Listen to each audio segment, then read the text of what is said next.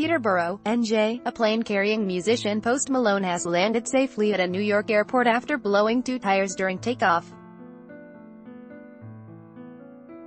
Video streamed online by CBS New York showed the troubled Gulfstream 4 touching down at New York Stewart International Airport in Newburgh, about 112 kilometers north of New York City. TMZ has reported the Gulfstream plane is carrying rapper Post Malone. Rob Grabowski, Envision, AP, the singer-rapper also posted on Twitter Tuesday afternoon, shortly after landing, confirming that he had landed safely. The jet had been en route from Teterboro Airport in New Jersey to London Luton Airport in Luton, England, when the pilot realized shortly after takeoff that the tires had blown. The pilot began circling the airport for about 30 minutes before the plane was diverted to Westfield Barnes Regional Airport in Massachusetts, and then New York Stewart.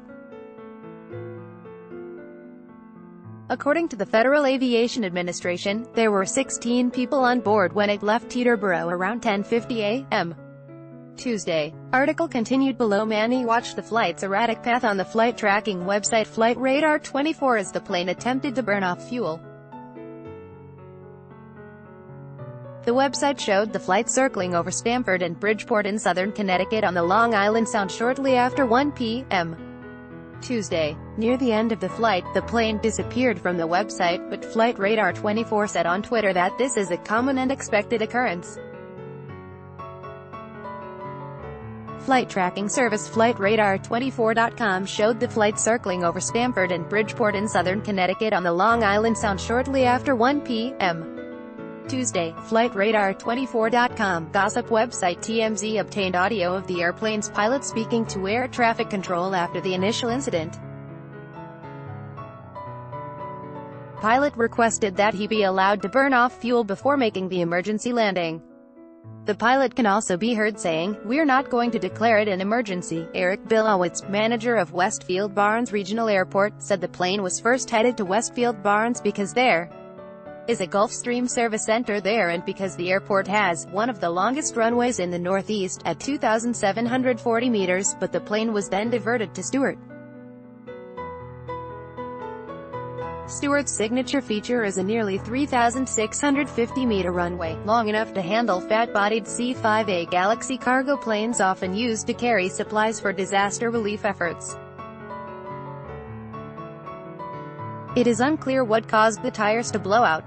Sierra Wijaya Wardana, COO of Valerian Aviation, told The Washington Post there are several potential causes for such an occurrence, such as debris on the runway, a brake seizure on one of the main wheels which caused the tires to lock up and burn through, or a tire worn below limits based on the prior landing and high ambient temperature. So far, as it sounds, the crew is following protocol and doing the right thing, the most critical being the decision to continue the takeoff and not try and brake abruptly, she said via email. By leaving the gear down and burning off fuel, they are clearly following the best procedures and safety protocols. Post Malone, 23, is one of the most popular young musicians around.